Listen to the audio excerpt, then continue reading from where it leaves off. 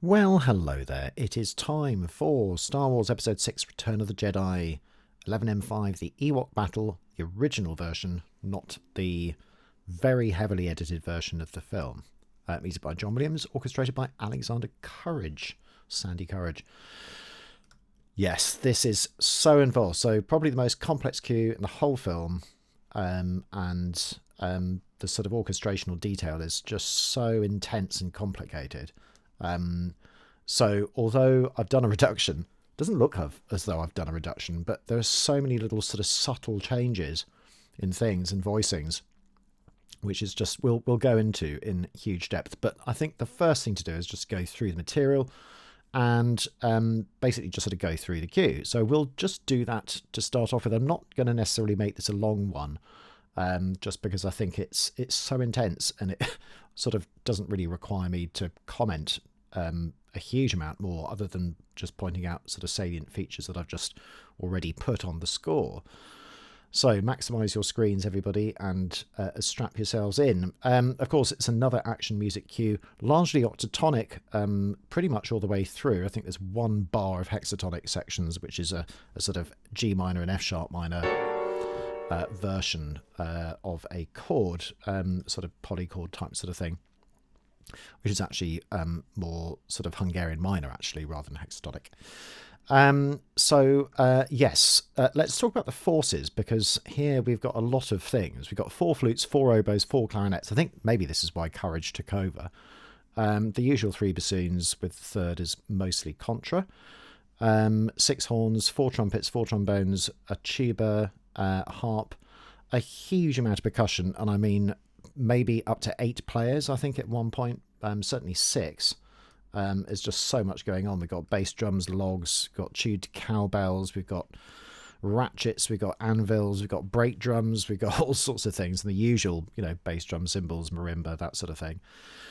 We've got a Tack piano as well, so this sort of electronic type sort of thing going on, and full set of strings and everything else. So it's just really intense. So even things like just the tuned cowbells in the beginning, you'll see that here, just the same notes. But if we go up here in the piano, slightly different.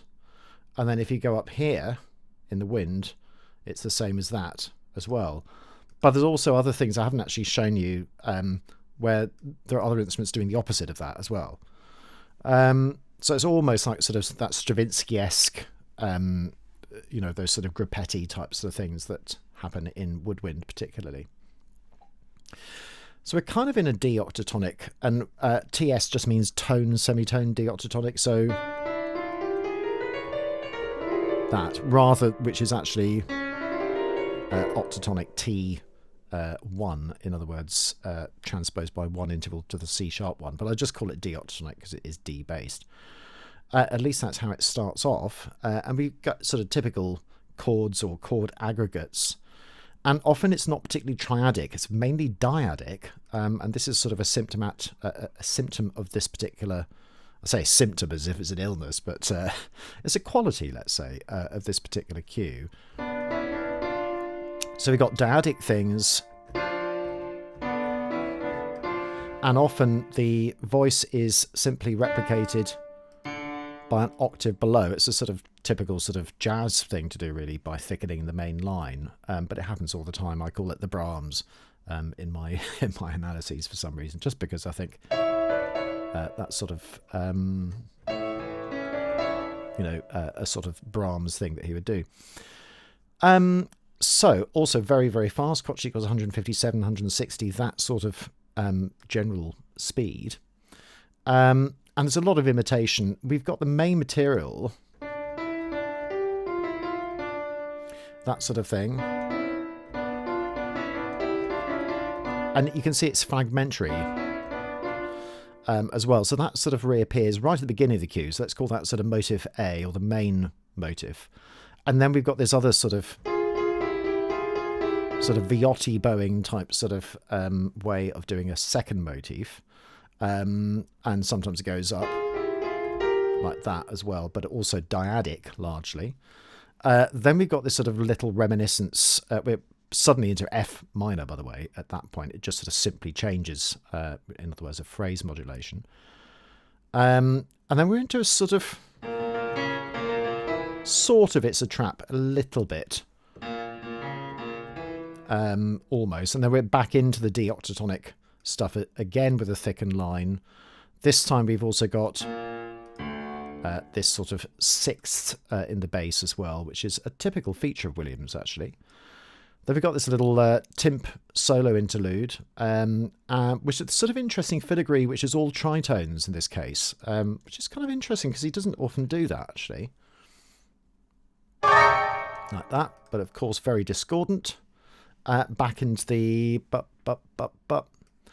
the second motive again. This is interesting because if you combine all of them, it just sounds atonal.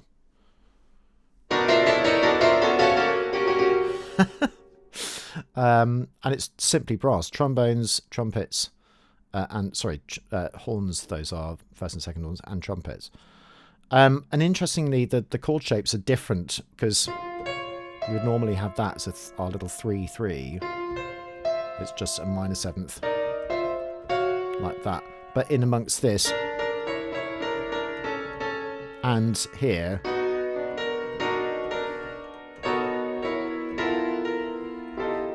it's real mess, basically. It's a very atonal chromatic. Then we've got this alpha chord situation here as well.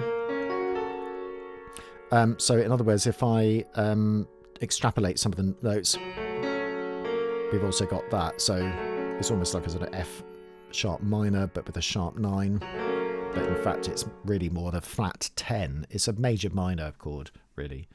But I've just called it alpha chord and left it unnamed because it doesn't really, well, you could argue lots of different ways for it. So there's no definitive answer for it. But then we have a repeated bit here as well in the strings, so lots of imitation. And then an octatonic sort of run. But then it sort of changes. Sorry, that should be a B flat. In fact, it's not really octatonic, it's just D minor. And then more dyads, and then we're into this sort of another sort of, you know, ostinato section. With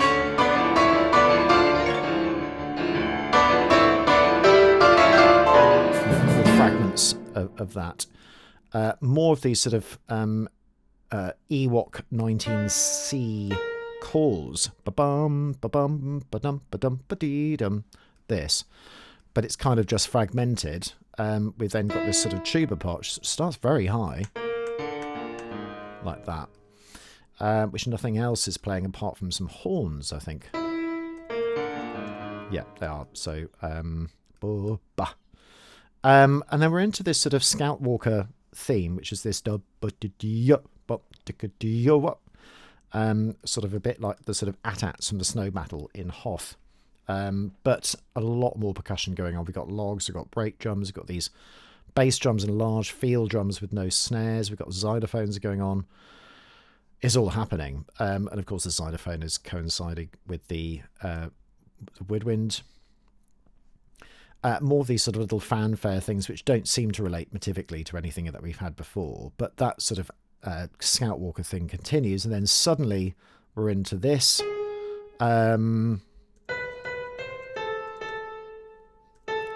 Whoops. And then lots of fifths.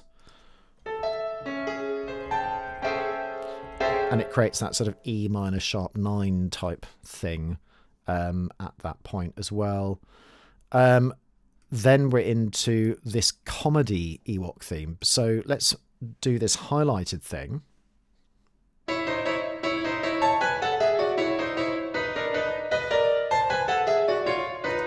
Like that. And it's sort of, you know, gone wrong, basically. Almost sort of whole tone, but not quite. We've then got this little ostinato passage as well.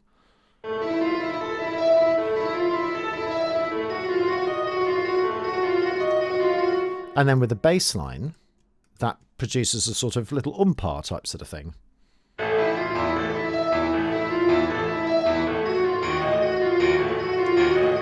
Must have had a lot of fun doing this. Now let's put it up with the Tack piano as well as the piano as well.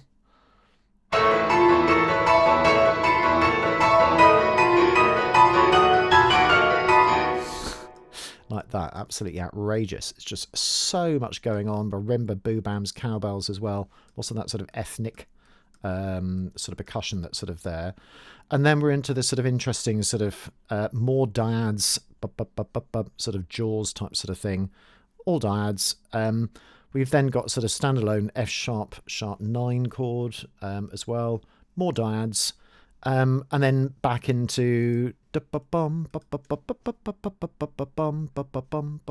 fact, I might even just put a little review mark over that one. So mainly A based at this point, but with this sort of sharp 9 type sort of thing going on. In A, let's do that. And then we're into a sort of more octatonic territory here because of this sort of scrunch. Like that. Like that sort of thing. With all of these little,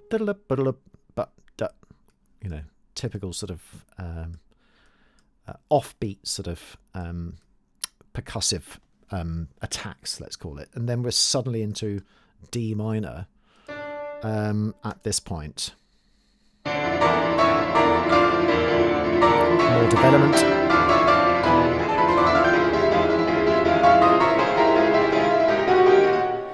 So here, a typical sort of superimposition, where we've got the main sort of comic theme.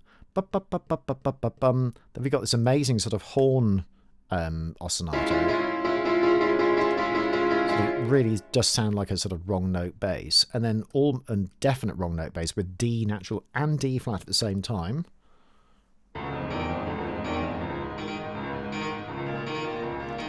And it sort of just about sort of maintains its function, but it's amazing when you put it together. Like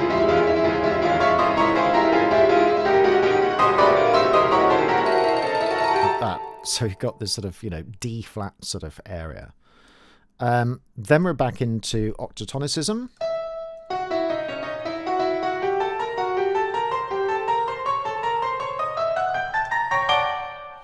Like that, and then we're into a sort of this sort of incredible sort of thing here, G minor and F sharp minor,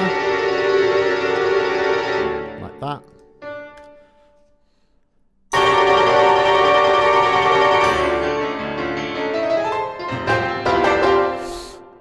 So yeah, really complicated sort of 3 or 4 bars here. We're into this sort of let's just call it sort of harmony, G minor, F sharp minor, Hungarian minor derivative 6Z19B if you want to know the pitch class set of it.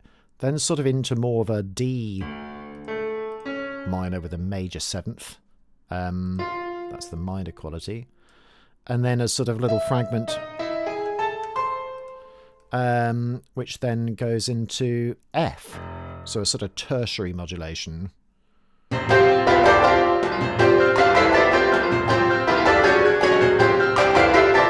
Difficult to hear the theme with all of that sort of stuff going on. We've got Glock, tune cowbells, boobams, tune drums as well, pizzicato things which all sort of dovetailed, especially with the violas and cellos.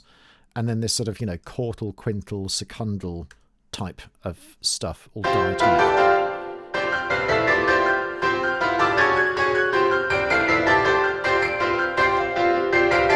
And it all sort of works perfectly well with just that little change in the Ewok theme, that sort of horn call Ewoks 19C in Frank's guide, his thematic catalogue this is. And then suddenly it goes into a more of a relaxed comedy section. Da-da-dum.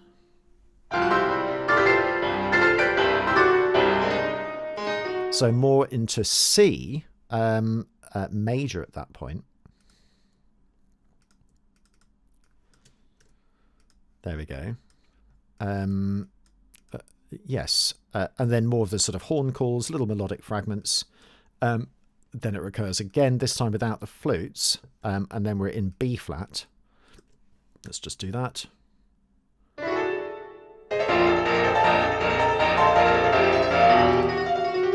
But notice how the energy keeps going because of these semiquavers. Another call, another little bit of filigree, which is all sort of in ninths as well, which is amazing. And then we're into the main Ewok theme on 4 oboes.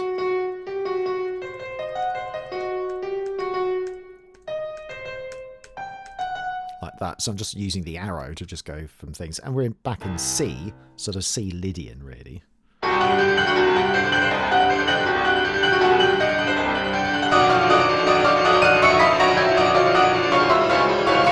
Reminds me of the Temple of Doom barroom brawl. You know, it's this sort of superimposition of lots of different themes, which is just amazing. Not necessarily all at the same time, but at least juxtaposed. Then back into more of these sort of horn calls, single lines, sort of quite atonal,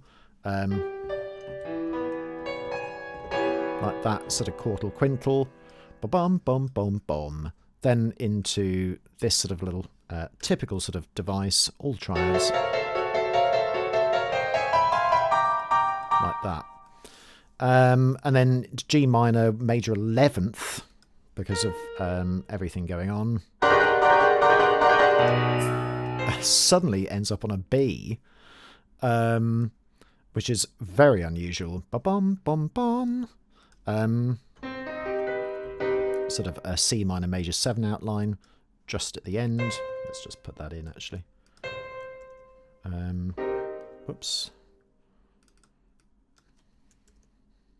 Major 7. Let's do that. There we go. Done. And then a little bit of a fragment left. Lots and lots of trills as well. And then suddenly ends up on a sort of dominant F sharp pedal from B as well. This sort of chordal section to end. I mean, it's so involved. It's ridiculous. And it's taken me 2 weeks because I've been sort of very, very busy doing other stuff at the moment as well to do all of it. So I know there's sort of things where I could have reduced it a little bit more, but I just wanted you to see how complex it is. But hopefully it's decipherable. I mean, generally speaking, all the percussion is down here. This is the Timp line. All of this is just strings. All of that's going to be piano and harp. That's going to be trombones and tuba. That's horns, that's trumpets, and that's wind. Just one line for wind.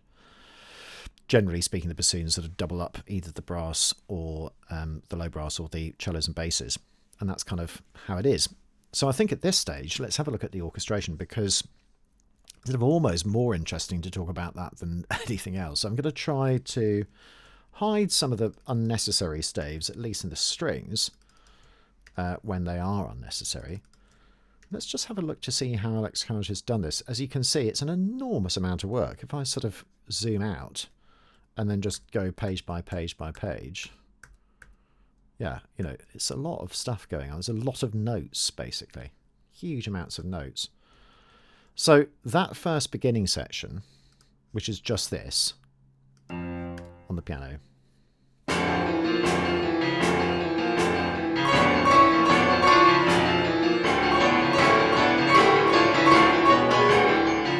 So really it's a vehicle for this horn line. Bum bum bum bum bum bum bum bum bum bum bum bum.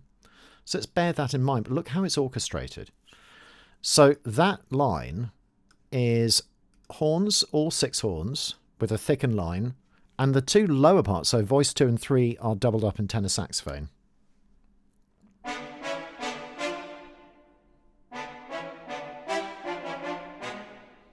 Like that.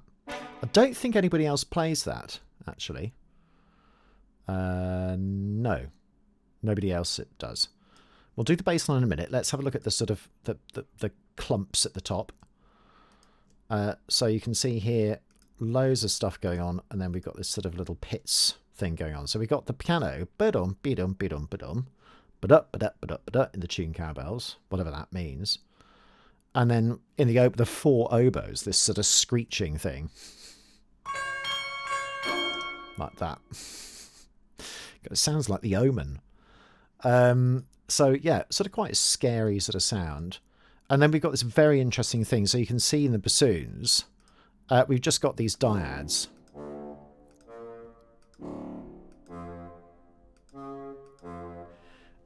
Which is just that. And I think basically they're kind of just doing sort of, you know, nothing's sort of, the only thing that's actually doubling is this Tack piano boobams stuff. The trombone doesn't even have the tuba on the D, which is unusual. So there's a sort of instrument sort of not quite there, maybe because it didn't need the resonance, I'm not sure. But we've already got a contrabassoon anyway to do that low D, and we've already got this going up as well, but it's marked double F, so sort of interesting. So everything that's going on, including bum bum bum bum bum bum, this sort of boo bam stuff. This is the bass line. Should have put the tap piano on.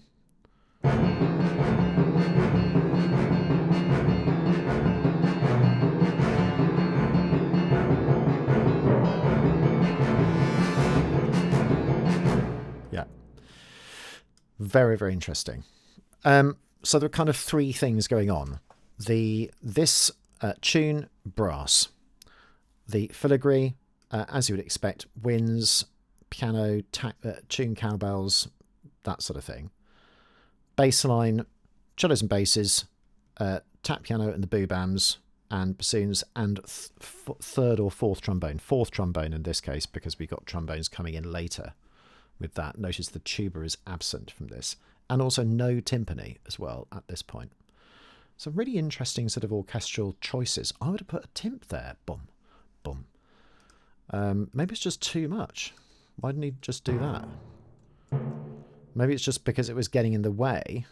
Because you sort of think, well, do I want a low D timp at that point? I'm not sure I do, really. So maybe that was the reason for not doing it. I'm not sure. Timp comes in anyway a little bit later on. So anyway, that's the sort of thing. And then occasionally this da-da-da-da-da-da-da, that's sort of then blended with all of the wind apart from the bassoons, all different sorts of voicing. So we'll look at those a little bit more carefully. If we think about the voices 1 and 2 as being the most important, and like that, we're kind of highlighting the F minor nature of it. Is there anything going on in the bass line? No. So it's again dyadic. So minor thirds close together in the trumpets. We've then got sixths in the tenors, which are basically voices 2 and 3 of the horns, and then voice 1 of the horns is doing that. In the clarinets, we've got a doubling up of the 2nd and 3rd clarinet, and then the 1st and 4th are in octaves. So notice dyadically, because otherwise one of them would have been playing, you know, probably would have been doing that if it was a triad. So this is just the clarinets. And then with the oboes, they're just doing the same thing and basically doing what clarinet 3 and 4 are doing, doubling up. And very blended. Then we got all 4 flutes doing whatever the oboes are doing, an octave higher. And then they're going to be going to the piccolo as well. So that's just that bit.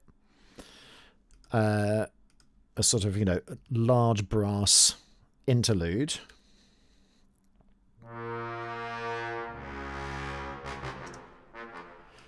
Then back into what we had before. Exactly the same orchestration. So there's a real consistency of sound at that point. We've then got that sort of very unusual sort of string writing at this point. Dum bum bum bum. Really weird.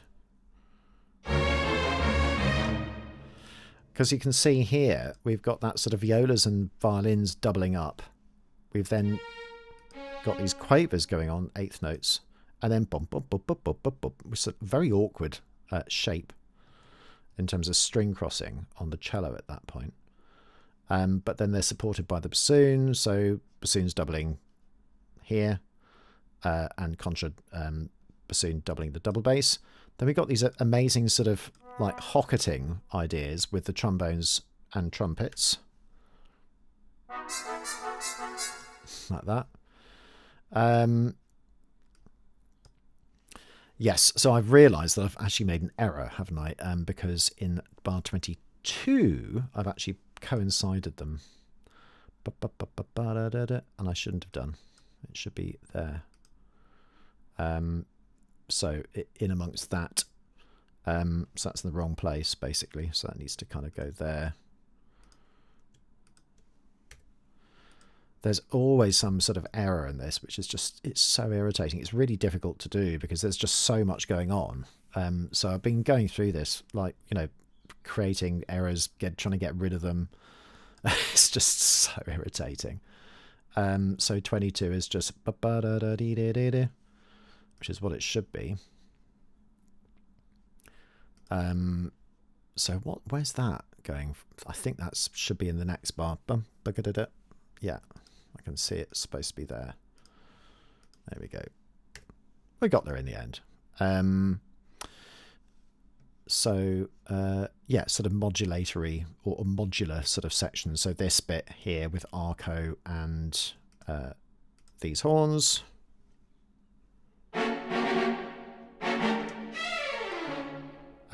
Bit of filigree as well with the wind. And the harp for good measure. As well. So I'm glad I sorted that out. That should... I'll keep the mistake in, because why not? Anything else? Yes, let's go to this bit here. So from bar 29... as you can see, very, very sort of busy. More, so this time sort of 16th notes, but also sort of with a bit of tap piano as well, just to sort of emphasize these marcato accents. Is there anything on that?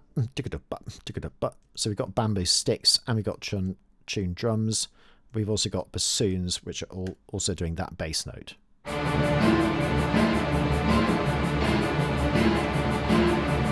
Yep. The horns are back into bum, bum, bum, bum, bum, bum, bum, bum, that sort of thing. We've also got half the other horns and the trumpets are 3 at this point. Ba-bum, ba-bum.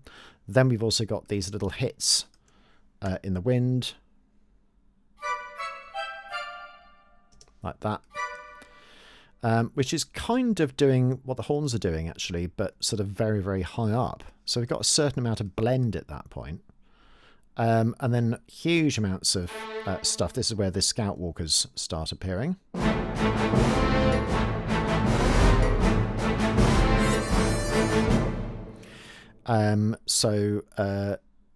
Yes, he didn't add second violins, so I'm sure second violins are there. So I've just written them in. We've also got brake drums, logs. We've also got the bass drum going on as well. Yeah. And it's interesting, sort of, do you see how I mean that, you know, this, the strings bit, and then the bassoons just come in for the last half of the beat.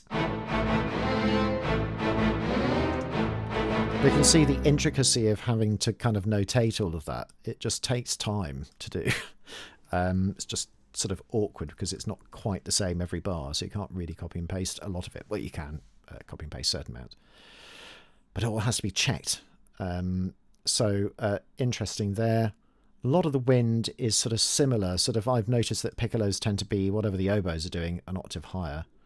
And then these sort of fill in octaves as well, in terms of voicing. So this is the comedy section. So all in thirds.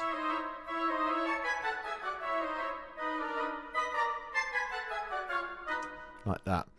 And it's all double sharps and horrendous things. I sort of try to change some of the notation, actually, because otherwise it's becomes real nightmare to do as well. So, yeah, the sort of default of clarinet 1 and 2 are octaves. Oh, I don't know why it does that. So then clarinet 3 is sort of doing that, and then 2 and 4 are on the same line.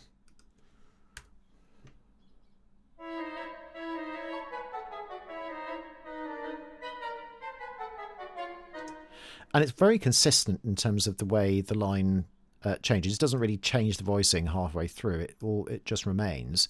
This is just in thirds, and that, in a sense, is just in thirds because the piccolos are an octave higher. So it's just doubling up there. So it's a sort of rather, let's call it simple voicing, which is probably what you want in this case because there's so much going on. Then we got sort of more cowbells. Anything else which is sort of interesting at that point, sort of percussion, where we've got blended strings at this point, sort of typical, having pizzicato with brass to sort of with the attack,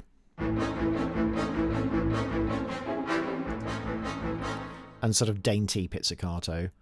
Then we're back into notice how the bass is not doing the because it'd just be too much. But notice how they carry on here with the same line. I don't know whether that's a mistake or not, but that's what's written in the score. I'm sure it probably is a mistake. But I don't know. You just don't know with these things. I think it probably is because of that is that. So I think I'm going to make an executive decision to get rid of it. Sorry, Alex, but I think that's going to be correct. Let's go to bar 70 and correct it in here. Do you see what I mean? Having to kind of double check absolutely everything all the time, and every single time I do it, there's always something else missing. So what I'll do is move that over there and then copy that to there. There we go, and then I can just do that. That makes more sense, I think. Yeah, even those sorts of take ages to do in terms of notation. It's just annoying.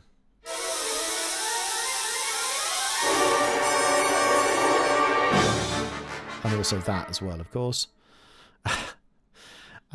So yeah, I mean, you know, amazing sort of orchestration at this point. We've got the trills. So who else is doing a trill? We've got trills in violas and cellos, trill in piano.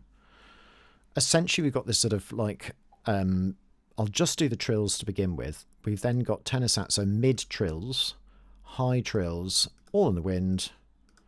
So in fact, the things not doing a trill are basically the violins, this sort of piano stuff, which is kind of a trill, and then body, the trumpets and the trombones. But otherwise, is this. Like that. And you could add in this as far as that's concerned, and the harp. That's all adding the texture. And then this is adding more textural elements to whatever the harp's doing, because it's sort of measured, unmeasured trem. Like that, which then changes halfway through. That 2/4 bar, they're no longer in octaves. They're actually in harmony, but in dyadic harmony with each other as well. So they're sort of filling in for those. So the only melodic thing going on is just simply this.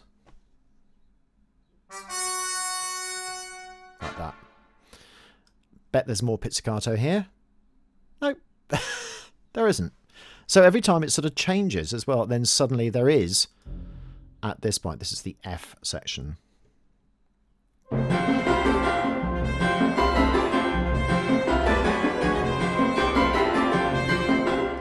So we got the main tune, the horns and the saxophones, but let's have a look at this oboe bit.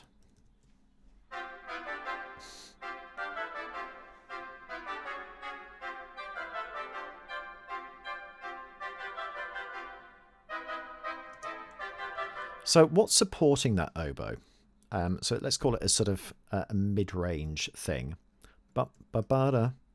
So you've kind of got the pianos at this point because of no high things. We've got the Glock, we've got tuned cowbells and tuned boobams as well. I'll come on to the accompaniment. So this is the sort of the counter accompaniment.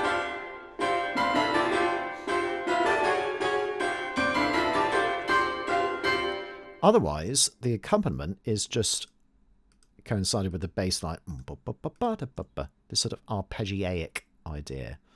We've got bassoons which dovetail. You know what I mean by dovetail. One of them will go bum bum bum bum bum bum bum bum bum, and the other bassoon will go like that. That's what I mean. I just couldn't be bothered to write it in.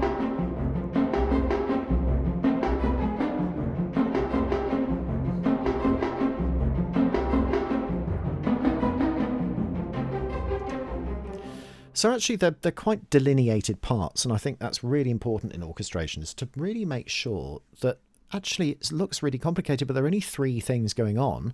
It's just it's orchestrated exceptionally well. And it's thick because lots of things are doubling up and doing the same sort of thing, but not quite. So for example, this piano part, and this is just subtly different. If you sort of think of this being the main idea, and this second voice, everything else is sort of superfluous, isn't it? It's sort of, just sort of in fifths or diminished fifths. And then here, that's taking that, but up an octave.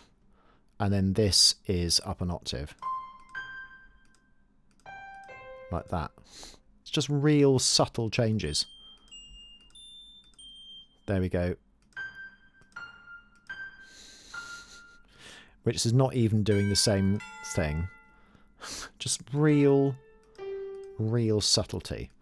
It's amazing the intricacy of all of this. Just, and making an error kind of, changes the course of things quite a lot, quite drastically. So then we're into the lum ba bum ba da da da da dum.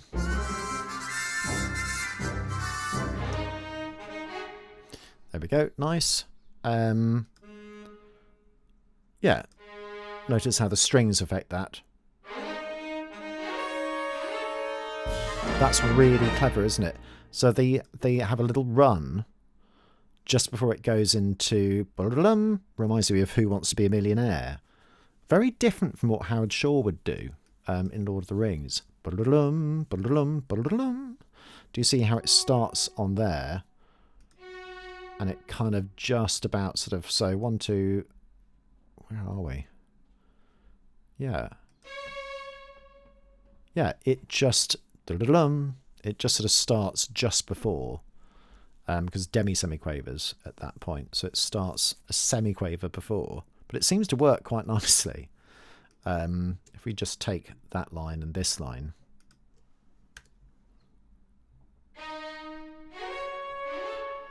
yeah, it's that this starts a semiquaver before, which is interesting. More sort of violins in unison as well. I'm sure there's supposed to be arco at that point, because they are here. So then we have the main Ewok tune at this point, again in the oboes,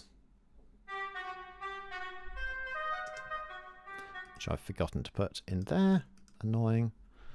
And then here we've got these ninths going on as well. So what else is doing that? Kind of this as well.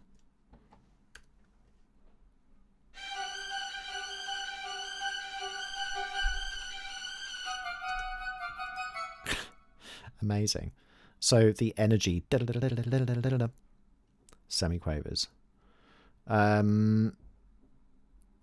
So anything else which is sort of particularly interesting?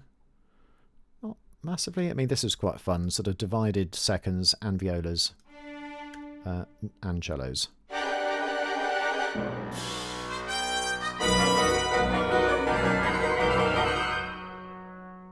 It's just amazing end to the piece as well.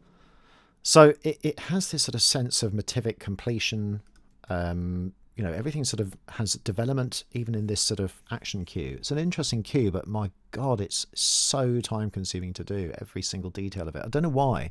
I just found this really, really took ages and ages and ages to do. And if you noticed, I still made mistakes. You know, it's just you can't win with some of these things. It's just a lot of work, and it's only 2.5 minutes of music as well. That's so frustrating. And you know, you're supposed to orchestrate 2.5 minutes a day or so.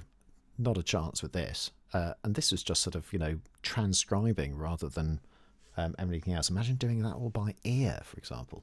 Oh my word. So anyway, that is it for now. Well, I said it would be short, but actually it's almost 40 minutes long, so it's a long one today. But I've spent a bit of time doing orchestration as well, which I think was interesting to do. I kind of deciphered it a little bit more, and it's always worth going through these things when if you've ever got a score, just so important to have a look. Right, that's it for now. I shall see you anon and onwards to the next bit. And from here on in, it's just all action. Everything is just unrelenting. Huge amounts of bars,